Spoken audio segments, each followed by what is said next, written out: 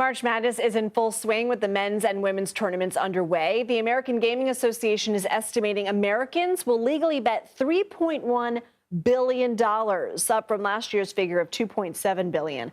So to put that in perspective, an estimated $1.4 billion were wagered on this year's Super Bowl. These totals continue to reach new heights each year, despite the fact that sports gambling is legal in only 38 states and Washington, D.C. Let's bring in Hannah Vanbiber. She's an editor at The Athletic. Hannah, thanks for being here. How has March Madness emerged as really one of the, if not the go-to sports betting spectacle? Yes, it's great to be here and talking about this, the most exciting time of the year. Sports books tell us that March Madness is their biggest event of the year. And I say event with quotes because it's actually 3 weeks and 67 games, where the Super Bowl is one night with all of that betting.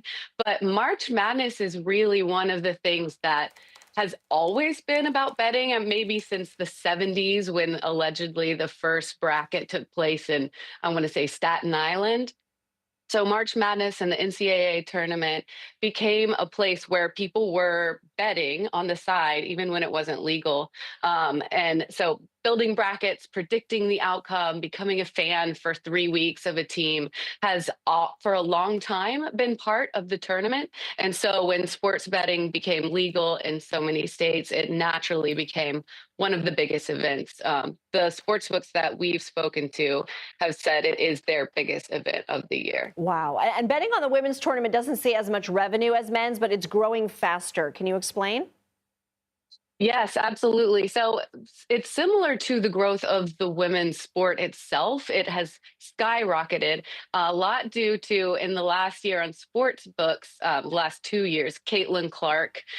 Sports books started putting up bets on Caitlin Clark, like how many points she's going to score in a game. And those got so much action because there was so much interest on her. And then on Angel Reese and the other South Carolina, all of the other teams, as those sports became more popular, that began to grow on the sports book. Now, there's still a huge gap between the betting on women's sports and the betting on men's sports, because the men's tournament has always been huge, but the women's tournament is growing while the men's tournament it's growing every year, but not at the same pace. So BetMGM told us that the women's, in the last 2 years, they've seen a 750% increase in the number of bets on women's college ball. So men's is not growing at that rate because it kind of can't. It's already huge. Let's take this back to the water cooler. Why are office pools that collect an entry fee technically illegal?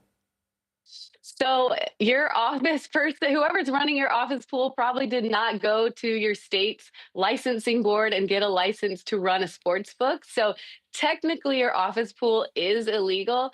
If you're not putting money on it, if it's just for pride, that's not technically illegal.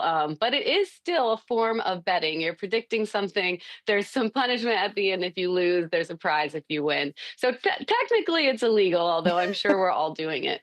All right. Hannah Vanbiber, thank you so much. Enjoy this time. Thank you so much.